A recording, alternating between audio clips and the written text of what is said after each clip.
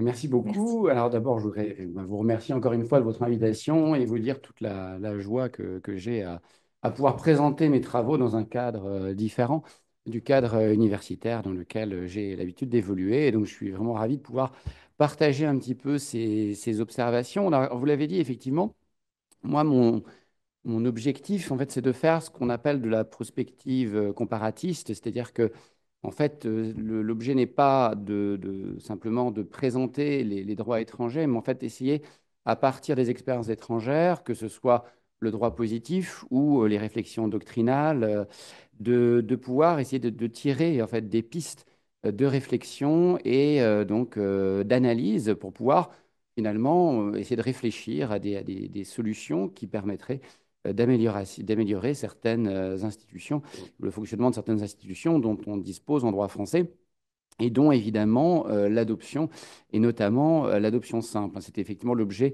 de l'article qui a été évoqué, en fait, hein, d'essayer de comprendre en fait ce qui bloque dans l'adoption simple, puisqu'on l'a vu, donc ça a été dit tout à l'heure, l'adoption simple n'est pas énormément utilisée, alors que l'outil est vraiment extrêmement intéressant. Et je vais essayer de vous montrer ce qui bloque finalement, mais à partir donc de réflexions qui seront au départ tirées donc des droits étrangers.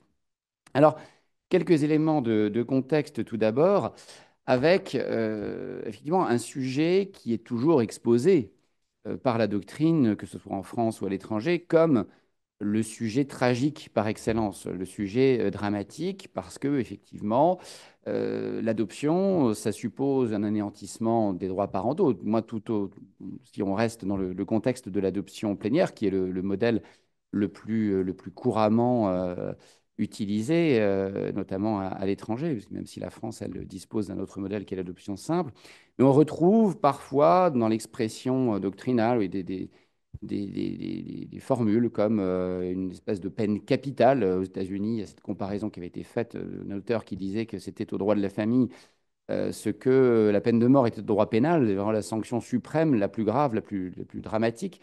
Le terme de peine capitale était aussi utilisé en France par François Boulanger quand il parlait de l'adoption forcée, l'ancien système de mémoire qui devait être l'article 350, je crois, du Code civil, mais qui a été remplacé depuis par d'autres dispositifs. En Autriche, un auteur a parlé d'expropriation d'enfants. Donc il y a effectivement cette idée que l'enfant serait en quelque sorte arraché à sa famille et donc on a du mal à voir comment ça pourrait être conforme effectivement à son intérêt. Alors au point que certains systèmes juridiques vont jusqu'à interdire cette adoption forcée, hein. On retrouve des exemples comme ça en Danemark ou en Finlande. En tout cas, ce qui est certain, c'est qu'il y a aussi en même temps un constat, alors qui peut être fait plus par les sociologues, de la nécessité d'assurer à l'enfant une stabilité, d'éviter la multiplication des placements temporaires, et essayer de, justement, parler du parcours de l'enfant, essayer de lui donner un parcours plus stable. Et donc, ça montre bien tous les enjeux du sujet, c'est-à-dire concilier des intérêts contradictoires et essayer de faire le mieux, de trouver la meilleure solution dans l'intérêt de l'enfant. Ce qui est certain, c'est que cette adoption forcée, cette adoption contrainte, elle n'est pas forcément en contradiction avec l'évolution contemporaine du droit de la famille, du droit de la filiation tout particulièrement, qui a de moins en moins tendance à s'appuyer sur la biologie, comme c'était le cas auparavant, et tout particulièrement quand on regarde l'ordonnance de 2005, et qui finalement renforce l'importance de plus en plus des fondements volontaires et socio-affectifs. Et c'est vrai qu'effectivement, on va retrouver tout ça tout au long donc, de cette étude et donc de l'examen des droits étrangers que je vais présenter. Alors avant ça, je voudrais simplement faire un petit rappel qui est la position de la Convention relative aux droits de l'enfant, hein, qui évoque en fait cette question, qui énonce que les États parties veillent à ce que l'enfant ne soit pas séparé de ses enfants contre leur gré, hein, donc on est vraiment dans cette logique, à moins, et on voit qu'il y a une exception, que les autorités compétentes ne décident, sous réserve de révision judiciaire et conformément aux lois et procédures applicables, que cette séparation est nécessaire, les termes évidemment être importants, très importants, dans l'intérêt supérieur de l'enfant. Et donc, le texte ensuite explique que cette décision peut être nécessaire dans certains cas particuliers, par exemple, lorsqu'il y a maltraitance, négligence, et donc, effectivement, quand il y a nécessité de prendre cette décision. Et là aussi, donc, j'y reviendrai. Donc voilà, très rapidement pour ces éléments introductifs, parce que voilà, j'ai beaucoup de choses à dire en peu de temps, donc je vais pas aller plus loin dans l'exposé de ces éléments de contexte et je vais passer immédiatement à un premier point qui sera donc relatif à la diversité des législations relatives à l'adoption comme mesure de protection de l'enfance. On va voir que il n'y a pas forcément une seule tendance convergente dans les États que je vais étudier. Ça part un petit peu dans tous les sens. C'est quelque chose sur lequel on sent bien qu'il y a une forme de réserve, de sensibilité, parce qu'effectivement, encore une fois, le sujet est tout à fait délicat, ce qui fait que on ne peut pas dégager de tendance très claire. Ce qui est certain, c'est qu'il y a différentes approches possibles. On a, on peut caractériser deux approches essentiellement, c'est-à-dire que enfin, le sujet est souvent, se situe souvent à ce stade, et on hésite entre l'approche objective et l'approche subjective. Donc l'approche objective, c'est l'idée d'une adoption qui intervient en raison des besoins éducatifs de l'enfant, c'est-à-dire qu'on va s'appuyer sur l'intérêt supérieur de l'enfant uniquement en s'attachant donc aux besoins de l'enfant et sans tenir compte forcément des motifs qui ont conduit, des raisons qui ont conduit à cette situation qui fait qu'on envisage une adoption, c'est-à-dire des situations dans lesquelles il n'y a pas forcément de faute, il n'y a pas forcément de négligence. C'est-à-dire que ça peut être lié à des problèmes objectifs, ça peut être lié à des problèmes d'éloignement, de maladie, problèmes voilà, psychiques, etc. Après, l'approche subjective, qui là est dans une logique de retrait d'autorité parentale et donc de possibilité d'adoption subséquente, qui est conditionné à l'existence d'une faute. C'est-à-dire qu'on a l'idée d'une sanction d'un comportement parental défaillant.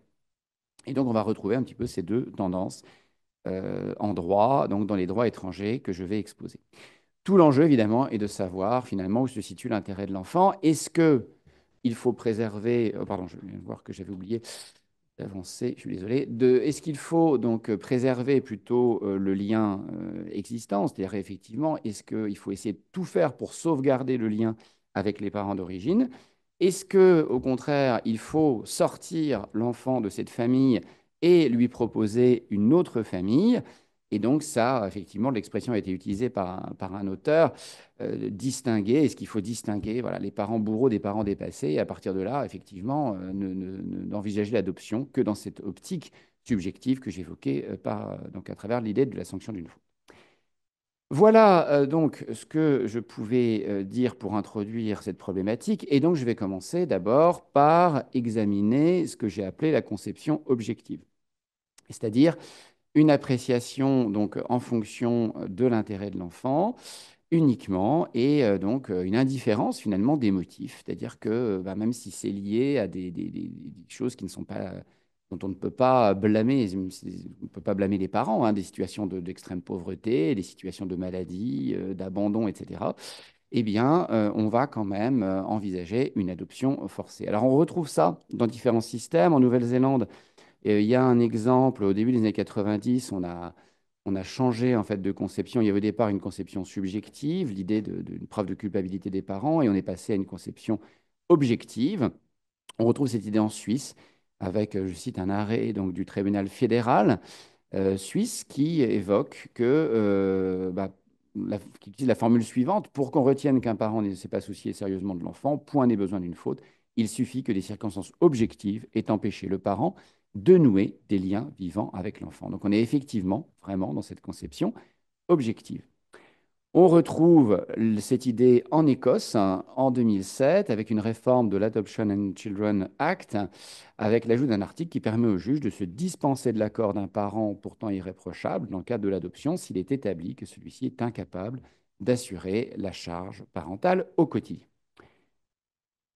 En Norvège aussi, c'est un système qui repose sur cette même idée. On va voir que ça a posé problème devant la Cour européenne des droits de l'homme, avec donc deux textes, le Child Welfare Act de 1992, l'Adoption Act de 2017.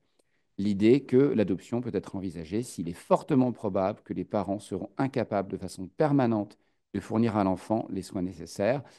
Et on tient compte également du fait que l'enfant peut être devenu si attaché aux personnes avec lesquelles il vit ou à son environnement de vie que le fait de l'en retirer risquerait de lui causer de sérieux problèmes.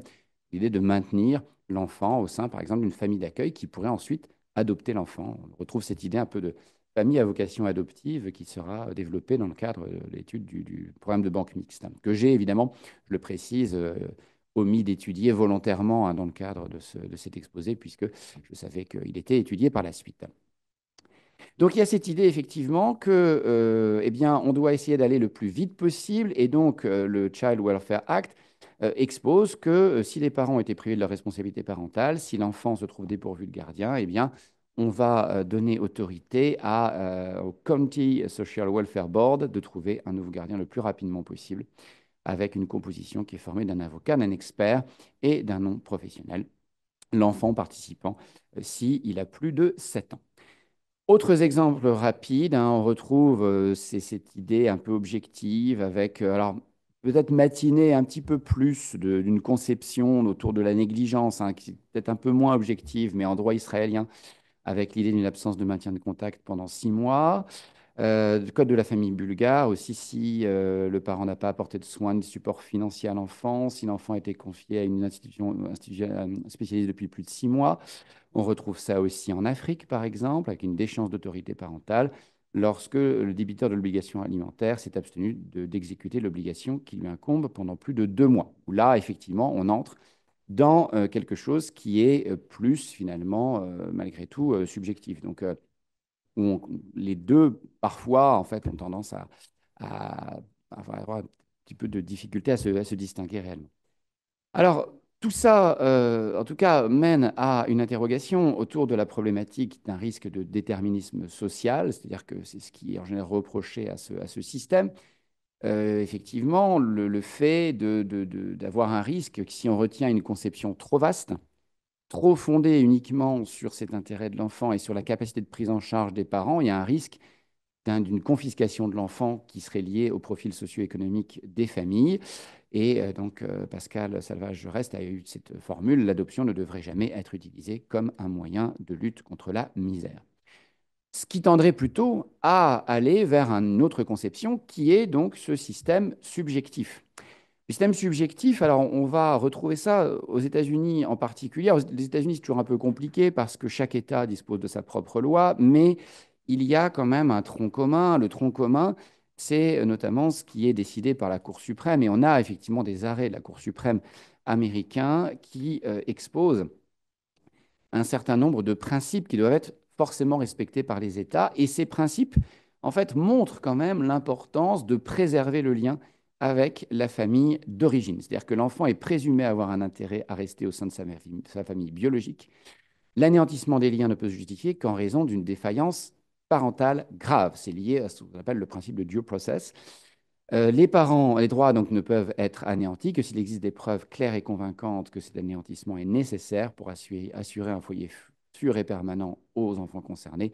C'est l'arrêt Santowski contre Kramer de 1982, qui a été complété après par plusieurs arrêts, dont l'arrêt Deber, par exemple, qui énonce que les parents ne peuvent priver les enfants de leurs parents biologiques uniquement parce qu'un autre foyer leur offrirait plus d'avantages, et également l'arrêt Troxel versus Granville, qui énonce que le droit d'élever son enfant est donc toujours un droit fondamental. Et donc, on a eu des exemples d'application, par exemple par la Cour suprême du Michigan, avec l'infirmation d'une décision qui privait une mère souffrant de déficience mentale de ses droits parentaux, en estimant donc que la Child Welfare Agency, qui avait donc privé cette femme de ses droits parentaux, avait violé l'American with Disabilities Act de 1990, donc qui protège les personnes atteintes de handicaps mentaux. Donc plutôt une dimension ici subjective avec cette idée de la caractérisation d'une faute. Alors on va retrouver ça dans un texte à nouveau de loi fédérale, l'Adoption and Safe Families Act de 1997, avec l'énoncé d'un régime particulier, avec, donc on expose les situations de violence, d'abus sexuels, de cruauté, de mauvais comportements. Ah oui, pardon, oui, effectivement, j'oublie toujours, je suis défend, désolé.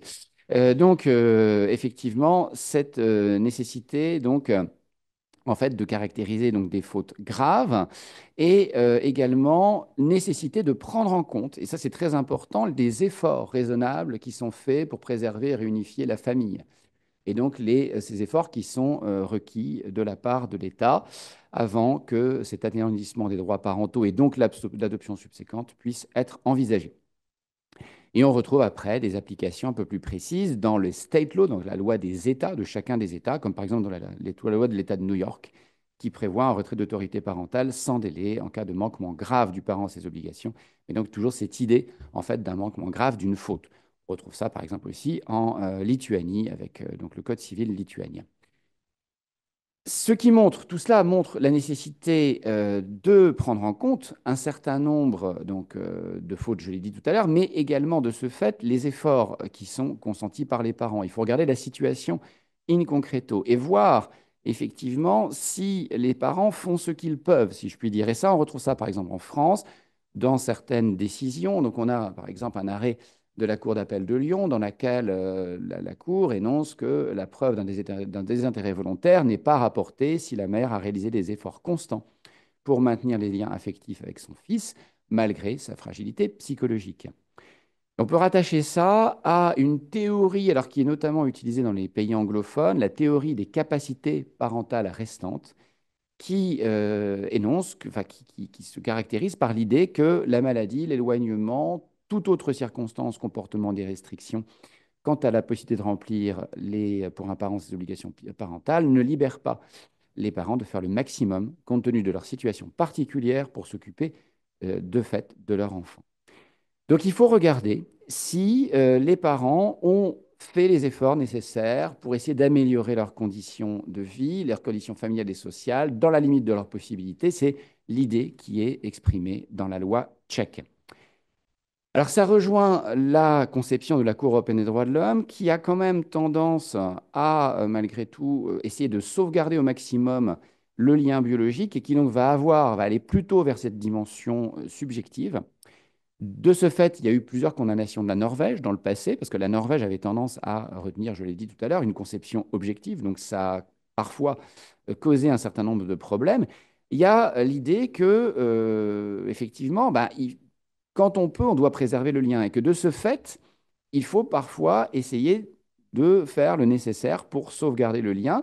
Et donc, ça n'est que si les efforts ont été faits et que ça n'a mené à rien, ou du moins si on montre qu'il n'y a pas eu du tout d'efforts, qu'on peut envisager une telle solution, une adoption donc forcée. En fait, on considère qu'une approche qui serait fondée vraiment exclusivement sur l'intérêt de l'enfant pourrait effectivement méconnaître les droits de la famille d'origine. Donc, il y a vraiment un arbitrage des intérêts à faire. Et donc, il y a ben, quelques critères qui sont utilisés, en particulier ce qu'on appelle le test de nécessité, qui est parfaitement exprimé dans un arrêt de 2000, l'arrêt K était contre Finlande. Tout doit être fait pour préserver les relations personnelles. On considère que l'adoption, elle doit toujours être subsidiaire. C'est vraiment s'il y a une situation dramatique qu'on envisage, donc cette solution qui est vraiment en dernier ressort. L'idée, donc, que, effectivement, le retrait, vous voyez, on utilise le principe de proportionnalité, hein, qui est un principe régulièrement utilisé dans la jurisprudence de la Cour européenne, avec l'idée que le retrait d'autorité parentale et donc l'adoption doit être nécessaire dans une société démocratique. On retrouve cette idée aussi dans le Indian Child Welfare Act de 1978 aux États-Unis, hein, qui exprime qu'en cas de procédure visant l'anéantissement des droits parentaux dans le cadre d'une famille autochtone, la preuve doit être rapportée que des efforts actifs ont été fournis par les services compétents pour prévenir cette rupture et que ceux-ci se sont révélés vains. On a également un exemple en Autriche avec l'idée selon laquelle la perte du droit de consentir ou non à l'adoption est considérée comme une mesure extrême qui ne peut être envisagée que s'il n'existe aucune alternative pour protéger l'enfant contre une menace établie et démontrée.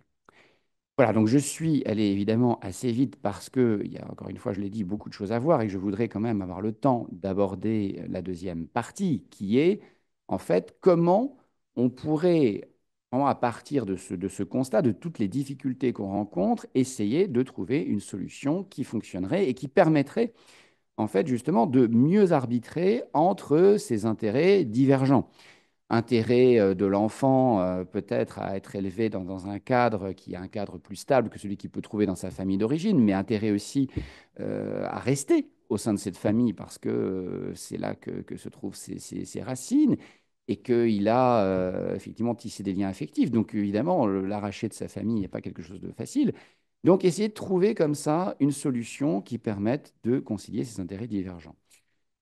Alors, il y a effectivement déjà pas mal de propositions qui ont été faites avec cette idée donc de favoriser en tout cas une adoption par les parents nourriciers parce qu'effectivement ça permet à l'enfant d'avoir un maintien au sein d'une famille dans laquelle il commence à avoir ses habitudes et il finit par se sentir bien. Alors, on évoquera encore une fois après le problème de banque mixte, mais on retrouve des exemples donc d'adoption par les parents nourriciers en Suisse, hein. Je donne une fois de plus un exemple d'un arrêt du tribunal fédéral, un arrêt de 2001, donc, qui évoque cette question et qui dit qu'effectivement, le refus du parent naturel doit passer après l'intérêt de l'enfant lorsque celui-ci, capable de discernement, a passé l'essentiel de son enfance auprès de ses parents nourriciers, qu'il entretient avec eux un bon rapport, qui se concrétise par une volonté réciproque de mener le projet à bien, etc. Il y a aussi cette idée, donc en Nouvelle-Zélande, hein, où donc Bernard Atkin, notamment, qui est un professeur de droit néo-zélandais, a évoqué le fait que cette option permettait donc effectivement à l'enfant de rester dans un foyer sûr et aimant et que cette option devait être privilégiée. On a aussi des propositions d'Adeline Goutonnoir qui s'inspirent du programme de banque mixte en proposant la mise en place d'un système qui conduirait à mettre en lien des personnes qui veulent adopter un enfant et des enfants dont les familles sont profondément carencées. Et donc ça, en fait, ça va alors justement rejoindre la problématique qu'on évoquait tout à l'heure de l'adoption simple. Alors pourquoi en fait l'adoption c'est compliqué? Pourquoi toutes ces difficultés? Bah, évidemment, parce qu'on l'a dit tout à l'heure, il y a évidemment une forme de radicalité. Si on est dans l'adoption plénière, c'est radical. Une rupture définitive des liens, ça sera très difficile d'obtenir un accord parental parce que les parents vont voir ça comme un arrachement. Et donc, ça sera extrêmement difficile d'obtenir l'accord des parents à l'adoption dans ces considérations-là. Et donc, on pourrait se dire, bah voilà, bah, l'adoption simple, c'est donc la bonne solution. Mais c'est vrai qu'en même temps, on constate aussi, quand on regarde la législation sur l'adoption simple en France, que celle-ci n'est pas toujours bien considérée, qu'elle est un peu vue comme une espèce de sous-filiation, certains disent une super délégation d'autorité parentale. Ce qui pose problème, en fait, c'est pas tant le mécanisme en tant que tel que son régime, qui n'est pas en fait complètement adapté. Et en fait, on se rend compte qu'il ne manquerait pas grand-chose pour que l'adoption puisse vraiment être utilisée comme un mécanisme de protection de l'enfance et en plus un mécanisme capable d'assurer justement cette conciliation avec notamment l'intérêt des parents d'origine. Alors, qu'est-ce qui pose problème dans l'adoption simple? J'ai mis quelques exemples hein, tirés du Code civil du régime donc de l'adoption simple, comment c'est défini, etc. Donc, en soi, effectivement, on voit bien l'intérêt, à travers la lecture de l'article 360, de l'adoption simple. On vous dit que l'adopté continue d'appartenir à sa famille d'origine, il conserve tous ses droits. Donc on est dans une logique de filiation additive. Ça s'ajoute à la filiation existante et donc on ne met pas fin à la relation, on ne met pas fin en fait au lien avec la famille biologique. Et donc de ce fait, si par exemple les parents on leur demande leur consentement, bah, c'est vrai que c'est plus facile de donner son consentement quand on sait qu'on ne va pas complètement perdre les liens pour toujours avec l'enfant. Donner le consentement à l'adoption simple, ce n'est pas la même chose que pour l'adoption plénière. Il y a vraiment une grosse différence entre les deux. Mais ce qui pose problème, je le disais, c'est le régime. C'est-à-dire, par exemple, l'adoptant est seul investi à l'égard de l'adopté de tous les droits d'autorité parentale. Donc, il n'y a pas de garantie, par exemple, de droit de visite, par exemple, ou d'hébergement, qui pourrait être donné, pourquoi pas, aux parents d'origine. Et donc, ça pourrait être envisagé. Les parents peuvent demander un droit de visite. C'est possible, c'est plus ou moins jurisprudentiel. Voilà, il y a assez peu de choses là-dessus, mais c'est vrai qu'on pourrait très certainement mieux l'aménager. Mais surtout, en fait, ce qui pose véritablement problème, c'est au-delà le régime. Par exemple, le fait que, c'est vrai que je disais qu'elle n'était pas toujours bien perçue, cette adoption simple, mais c'est vrai que bah, il y a notamment la question, par exemple, des droits successoraux, et donc notamment la fiscalité qui pose problème. Il y a donc le fait aussi que l'adoption simple soit révocable, et donc du fait que c'est révocable, ça peut être vu comme quelque chose, effectivement, de moins importants, de plus fragiles, etc. Et donc, d'où la nécessité d'envisager une amélioration de la situation. Alors, si on regarde à l'étranger, ben justement, on commence à voir un certain nombre de points qui commencent à se développer, qui seraient un peu dans cette idée-là. Alors, notamment le développement de ce qu'on appelle l'open adoption. Donc ça, on voit ça beaucoup au Canada et aux États-Unis, avec une idée de transparence totale, possibilité même parfois de faire des conventions avec les parents biologiques, c'est-à-dire que les parents biologiques ne vont pas donner un consentement à l'adoption en aveugle, mais ils vont faire un consentement en faveur d'une personne déterminée. Et donc, cette personne déterminée, bah, ils l'auront potentiellement choisie et puis ils pourront décider avec cette personne, éventuellement, d'avoir une préservation de leur lien. Par exemple, si l'enfant est en très bas âge, on peut dire bah, il n'y aura pas dans un premier temps des rencontres avec l'enfant, mais peut-être que quand il sera un peu plus grand, bah, il pourra rencontrer ses parents d'origine, les voir de temps en temps, peut-être une fois par an, peut-être tous les 6 mois. Les parents d'origine pourront éventuellement être informés sur l'évolution de l'enfant, donc avoir des photos, qu'on lui dise, bah, tiens, il a fait ses premiers pas, il est entré à l'école, voilà, ce genre de choses. Et donc ça, effectivement, ben, c'est peut-être quelque chose qu'on pourrait faire en France, c'est-à-dire sans consacrer l'open adoption, une espèce d'open adoption en fait, l'open adoption, elle s'inscrit dans un modèle où l'adoption est une adoption plénière. Mais en France, l'adoption simple permettrait en fait de mettre en œuvre un système de ce type. Parce que, après tout, effectivement, l'adoption simple, ben, on sait qui adopte et on sait également, enfin, il y a une connaissance de l'existence des parents d'origine. Donc, cette coexistence est possible. Donc, à partir de l'adoption simple, on pourrait s'inscrire un petit peu dans cette logique. Et puis, donc, au-delà, il y a une autre problématique qui pourrait être envisagée, c'est-à-dire, c'est un autre point qu'on voit beaucoup se développer là aussi dans les droits de la famille contemporaine et notamment dans le monde anglo-saxon, c'est ce qu'on appelle la pluriparenté, c'est-à-dire le fait de ne plus forcément se limiter à 2 parents, mais de pouvoir avoir potentiellement 3 voire 4 parents. Alors, ça peut être envisagé dans le cadre de familles LGBT, donc dans le cadre d'une pluriparenté préconstituée, c'est-à-dire quand on va en fait faire une convention pour concevoir l'enfant à plusieurs, mais ça ne nous intéresse pas à ce stade, parce que ça n'aurait pas d'intérêt dans le contexte d'une protection de l'enfance. Celle dont je parle, la pluriparenté dont je parle, c'est celle qu'on voit notamment aux États-Unis, qu'on voit maintenant aussi dans le code cubain de la famille qui est entré en vigueur il y a peu de temps.